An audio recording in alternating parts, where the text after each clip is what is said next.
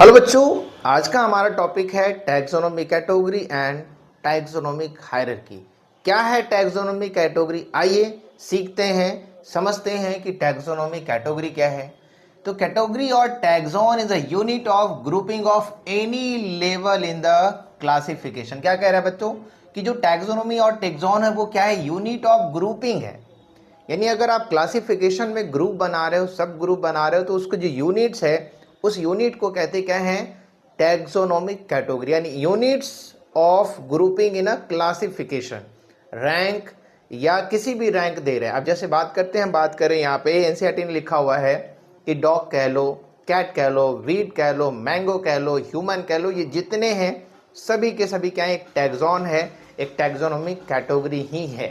तो taxonomic category क्या है? Unit of grouping of class any level in a classification.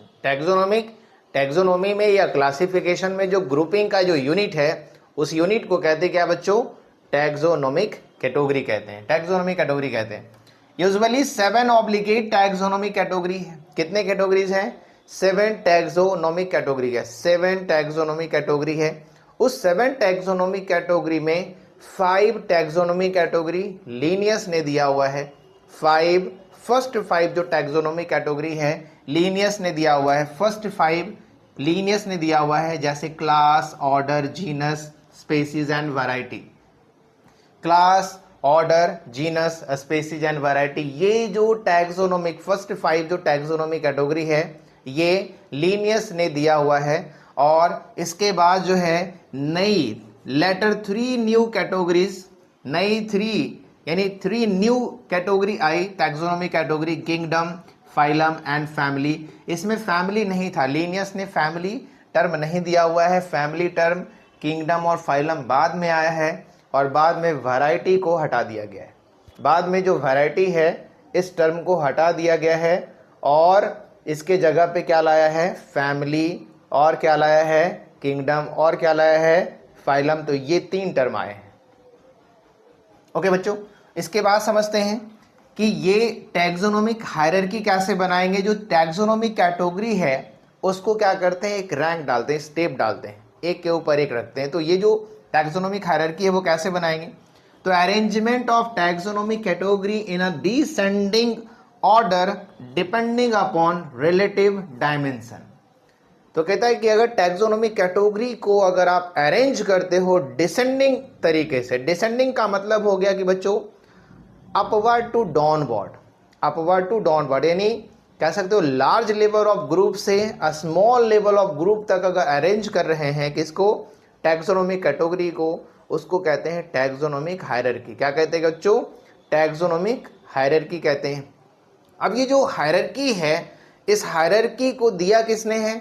तो इस हायरार्की को भी दिया हुआ है कैरोलस लीनियस ने दिया हुआ है। इसीलिए टैक्सोनॉमिक हायरार्की को लीनियर हायरार्की भी कहते हैं। टैक्सोनॉमिक हायरार्की को क्या कहते हैं? लीनियर हायरार्की कहते हैं। क्या कहते हैं बच्चों?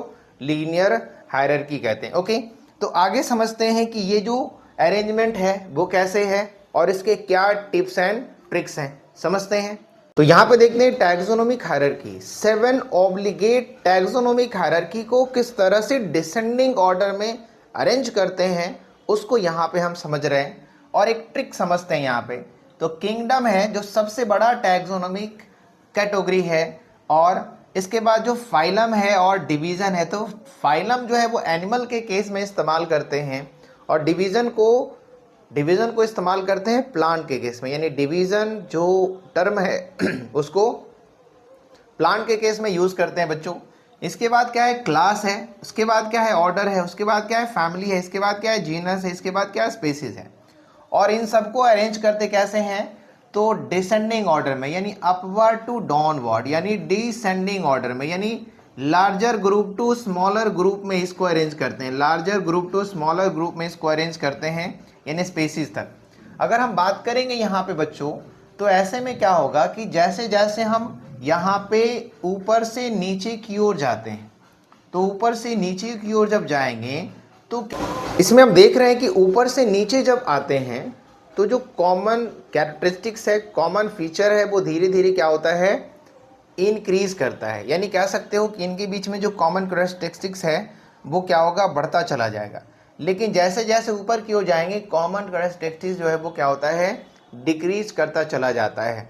तो यहाँ पे आगे जैसे जैसे नीचे की ओर जाएंगे नंबर ऑफ ऑर्गेनिजम्स घटते चले जाएंगे, नंबर ऑफ ऑर्गेनिज्म घटते चले जाएंगे एंड कॉमन जो फीचर्स है वो बढ़ते चले जाते हैं। कॉमन फीचर क्या होते हैं, बढ़ते चले जाते हैं। यानी ऊपर से नीचे की ओर क्या होता है, कॉमन फीचर इंक्रीज करता है, कॉमन फीचर्स क्या होता है, इंक्रीज करता है एंड नंबर ऑफ ऑर्गेनिज्म क्या होता है, डिक्रीज करता है। अब इसे याद कैसे रखना है, तो ये तो लार्जेस्ट है, यानी ये सबसे बड़ा जो टैक्सोनॉमी कैटेगरी है ना, लार्जेस्ट टैक्सोनॉमी कैटेगरी है, टैक्सोनॉमी कैटेगरी है, टैक्सोनॉमी कैटेगरी है, सबसे बड़ा टैक्सोनॉमी कैटेगरी है। और ये क्या है, सबसे छोटा है, यानी इसको क्या कहते हैं, यूनिट ऑफ क्लासिफिकेशन। जो स्पीसीज है इसको कहते हैं यूनिट ऑफ क्लासिफिकेशन या यूनिट ऑफ टैक्सोनॉमी कहेंगे, यूनिट ऑफ क्लासिफिकेशन या यूनिट ऑफ टैक्सोनॉमी कहेंगे। और ये क्या है, स्मॉलेस्ट टैक्सोनॉमिक कैटेगरी है। क्या है, स्मॉलेस्ट टैक्सोनॉमिक कैटेगरी माना जाता है, किसको है, स्पीसीज को माना जाता है। स्पीसीज में क्या है कि ऐसे ऑर्गेनिजम्स का ग्रुप है जिनकी मार्फोलॉजी, एनाटमी ये लगभग ऑलमोस्ट क्या होते हैं, सिमिलर होते हैं। और ये क्या होते हैं कि अगर एक स्पीसीज है तो वो दूसरे स्पीसीज के साथ रिप्रोड्यूस करेगा और उसके जो न्यू ऑफस्प्रिंग होंगे, न्यू उसके जो चाइल्ड होंगे, दे आर फर्टाइल।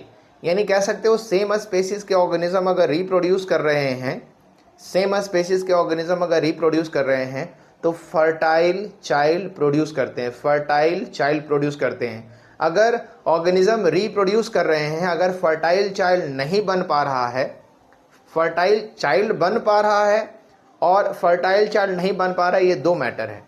तो सेम स्पीसीज में जब भी चाइल्ड बनेंगे तो फर्टाइल बनेंगे, ये बेसिक्स नीड है स्पीसीज की। और ये क्या होते हैं, इंटरब्रीडिंग करते हैं। हालांकि दूसरे स्पीसीज इंटरब्रीड नहीं करते हैं, लेकिन आर्टिफिशियली अगर उनकी ब्रीडिंग कराई भी जाती है तो उनके चाइल्ड मे और मे नॉट भी फर्टाइल होंगे, फर्टाइल होने के चांसेस क्या होते हैं, कम होते हैं। जैसे अगर हम बात करें हिन्नी की, आपने पढ़ा होगा हिन्नी के बारे में, आपने पढ़ा होगा मूल के बारे में। तो यहाँ पे जो है, जो डंकी है और जो हॉर्स है उसका जो है इंटरब्रीड करा गया है ना, उनके साथ क्रॉस करा गया है। और यहाँ पे जो चाइल्ड मिलते हैं वो क्या मिलते हैं, अनफर्टाइल मिलते हैं। यानी यहाँ पे हिन्नी और मूल जो हाइब्रिड है ये अनफर्टाइल है, क्योंकि यहाँ पे दो डिफरेंट स्पीसीज के बीच में क्रॉस किया गया है। तो इंटरब्रीडिंग यहाँ पे नहीं हुआ, यहाँ पे क्या हो रहा है कि डिफरेंट स्पीसीज के बीच में क्या हो रहा है, क्रॉस ब्रीड करा रहे हैं। क्या करा रहे हैं, क्रॉस ब्रीड करा रहे हैं। तो स्पीसीज का मेन जो डेफिनेशन है कि ये इंटरब्रीड करेंगे अपने ही स्पीसीज के बीच में, और इनके जो ऑफस्प्रिंग होंगे ये क्या होंगे, फर्टाइल ऑफस्प्रिंग होंगे, और इनके बीच में कॉमन कैरेक्टरिस्टिक्स काफ़ी सिमिलर होगा, काफ़ी सिमिलर होगा। इसके बाद देखा जाए तो जीनस है, फैमिली है, ऑर्डर है, क्लास है, फाइलम है। अब ये यहाँ पे हम समझ सकते हैं कि इसको याद कैसे रखना है। तो इसके लिए एक शॉर्ट ट्रिक्स है, और शॉर्ट ट्रिक क्या है, तो हम यहाँ पे कह सकते हैं कि शॉर्ट ट्रिक में हम लिख सकते हैं यहाँ पे, जैसे हम कह सकते हैं keep pot, keep pot clean, keep pot clean, keep pot clean. इसके बाद कह सकते हैं, ऐसे में लिख देता हूँ यहाँ पे, इसको शॉर्ट तरीके से लिख देता हूँ ट्रिक को। यहाँ पे ट्रिक को मैं शॉर्ट से लिख देता हूँ। यहाँ पे क्या है, keep pot clean, keep pot clean, otherwise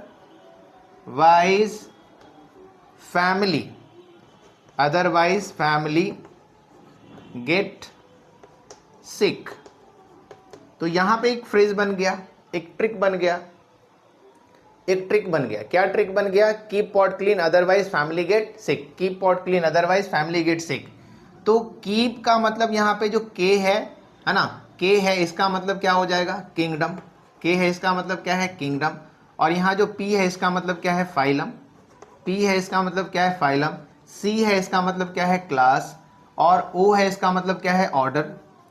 और एफ है इसका मतलब क्या है, तो यहाँ पे तो ऑलरेडी फैमिली है, तो एफ का मतलब फैमिली टू फैमिली हो गया। और जी का मतलब क्या है, जीनस। और एस का मतलब क्या है, स्पीसीज। तो यहाँ पे हमने जो नॉमेनक्लेचर की बात करी थी उसमें हमने यहीं से लिया था क्या, जीनस एंड स्पीसीज नेम। क्या लिया हुआ था, genus and species name.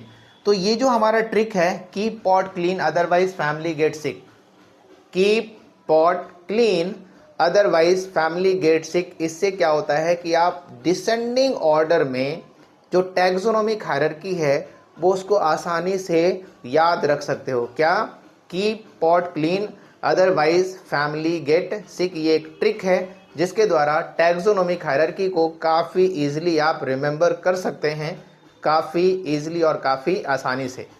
Okay बच्चों।